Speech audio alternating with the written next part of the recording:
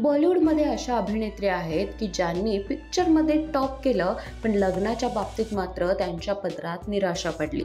अनेक अभिनेत्री आहेत ज्यांची लग्नच टिकली नाहीत, पण लग्न मोडल्यानंतर, घटस्फोट झाल्यानंतर सुद्धा या अभिनेत्रींनी कधीच हार मानली नाही. एकट्या राहून, त्याचबरोबर मुलांना सांभाळून त्यांनी त्यांचं करिअर पुन्हा एकदा यशस्वी केलंय. नक्की या अभिनेत्री कोण आहेत, चला पाहूया.